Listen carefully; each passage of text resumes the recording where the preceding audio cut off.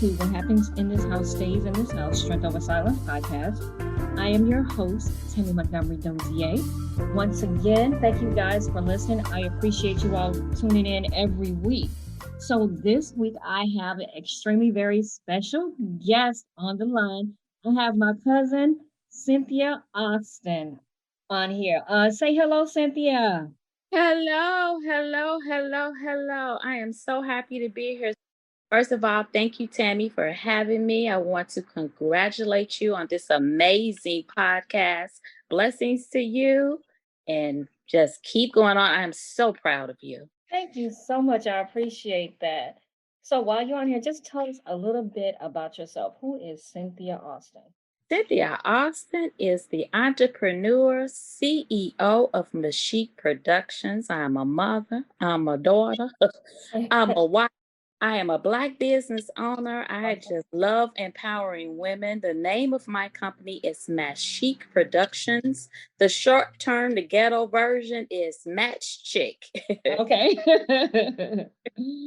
That is beautiful. Now, how did you come up with that, the name? Well, actually, me being the mother of a daughter, when she was born, I always wanted to dress her similar to me, but not the, grown up version. Colors and just always wanted to have a twin, a little mini me, walk around with some of the same clothes. I used to try it with my mother, but she wasn't going for that. It was just so exciting just to find clothes and just be associated with having a daughter and doing those things and matching. So that's where Match Chick came from. So the bougie version is Mashique. Okay. I really like that. I never would have came up. I really, really like that name. So how did you get into fashion? Is that something that has always been a dream of yours to do? No, it was never a dream. I have this artsy personality. I love fashion, have always loved fashion. I love creating. I love just the image of clothes. I've always looked at Italian Vogue. Every time I look at things, I always create it. I mean, I was in the industry. I was a hairstylist for many years, but I also had dual employment, whereas I hold a bachelor's science degree in accounting, and I was a financial analyst for years. And that was a career path that I chose because of my mother, because she wanted me to have a college degree opposed to doing things that I wanted to do. And I've always had this artsy personality, but I didn't pursue it because it was back then, it was like the dream to own a home, be corporate, be professional. But I was like, I was in a box because upon following that career path, it never allowed me to be me. Because, in that industry, corporate back then, it was dominated by men, white men, and they wore suits and drab colors. And I couldn't come in there with a red suit on or yellow because they wouldn't listen to what you were saying. They would always think of you as being underclassed or something like that. So I stayed with it because it generated, the things in life that I wanted, but I also made my mom happy. But on the inside, I wasn't. So, of course, taking those career paths and looking at the economy, I got laid off. And being laid off, it allowed me to pursue and continue. Instead of being a part-time stylist, I became a full-time stylist. And then that created the artsiness in me, allowed me to be creative. Fashion, hairstyling, all of that is in the same industry. So that all came hand in hand. So pretty much I always liked the corporate part with insurance and everything that came with it. So I became a college administrator. Upon being a college administrator, I really didn't like it, but I love the students. So that didn't work out. So in 2016, I formed Mashique Productions because it's an attitude opposed to a style. Because when you get into saying it's a style, it's like you're following trends. I set trends. I break all the rules of fashion. I love it. Yeah. So that's the whole inception. 2016, I came up, it was a t-shirt company first. I had taglines, respect my KNOW, which is respect my no, and respect my NO, respectively. And what does that mean? Well, actually, it came about having a daughter. She graduated college. She came home And I've always been mama bear, hands on. And I felt like, I've always had a say so in what she did and how she did it. And I always been Mhm. upfront and, very vocal about what I thought. So she came home and, she said respectfully, she said, Mom, you need to learn how to be a mother to an adult child, to an Mm. adult. I was like, what? So then I thought about it, I said, she's right. So I said, wow, I got to respect her knowledge. So that's when it came about respect my knowledge. I said, but in addition to me respecting her knowledge, she has to respect when I say no. Mm. So it was a pull, it was a push, but we got through it. That's how I derived in 2016 selling t shirts. It was successful. Upon putting those taglines on t shirts, I did put them on clothing. And so after a year, she stated she no longer wanted to be a part of the business and she didn't want to be in that. She wanted to go her own way and do her own thing. I had to respect that. So I said, okay, that's fine. I sat there, I was like, wow, I still can do the t-shirts, but it's something more to this. I said, come on, Jesus, what us gonna do? What us so I was sitting down looking at clothes in my closet because I always had a bunch of clothes because I won awards for best dress, high school, grammar Okay. school. Just loved that whole fashion clothing thing. So I was looking at clothes. So I just started painting. And then I was like, it became therapeutic for me. I started painting on clothing and praying over them and just creating. So I started wearing my own clothing. And, back then it wasn't much of a statement piece. It was just like Mhm. looked upon. It was new. Then Mhm. people were like complimenting me and like, wow, how can I get that piece? I was like, oh, okay, we got something. I went on and every day I woke up, I was so excited. It was just therapy for me and creating. And I never could do the same thing the same way. So that what makes it so unique. Yeah. And I was like, wow, these people are trying to copy. And then I never forget, I was at a vending event and a man told me, he said, why are you coloring on them good clothes? Started laughing. I was like, oh, wow. I said, it's art. It's wearable art. It's walking art. You're creating a statement. It's like you're dare to say a word, but yet be heard. Mm. So it spoke volumes. And I was just like, this is something. And I enjoyed it. And one thing led to the other, and here we are with Mashique Productions, and I say slash art because I bejewel things, I Mhm. create, and I upcycle. I do a little bit of everything that I've added to the brand. And you've gone further than that. Haven't you done something for like a movie production and stuff I like did, that? yeah, and Yeah. entered theater. Reading, that was the most challenging part. It's like you're able to be creative, but not too much. You're reading the scripts and trying to make sure you get the correct character Mhm. of the artist that's performing that's right there and not go overboard. Because if you're sitting there doing a homeless person, you're not going to have them all jeweled up Right. and Of course. like Yeah. that. Yeah, so it just took me to the point of just adding that of being fashion and being able to connect theater with fashion. So that was very interesting and a challenge in itself. It allowed me to just focus and just be regular at some point. Yeah, I'm sure. And then you have like a celebrity where you're something of yours, I think, on TV, right? Yeah, it was Val Warner. She wore it on there and gave a shout out. And also the comedian Corey Bell. She's Okay. a very good customer as well. And then there are some that that want to remain anonymous. Okay. And I appreciate that. And there's a lot of people, they just want to keep it to themselves and they walk in a room. You would know who it, I mean, if you follow me, you would know exactly my style. But sometimes Mhm. it changes. But Mhm. the thing of it is, it's still Mashique. And it's a good feeling to walk in a room and people say, oh, that's a Mashique item. That's a Mashique item. And it makes my heart melt when I hear that. I know you've done stuff for me too, and I just love it. Got compliments. You I wear it so well. So thank well. you. And the problem is now is that I can't wear anything anywhere because of this pandemic. So Yeah. I'm not having shows.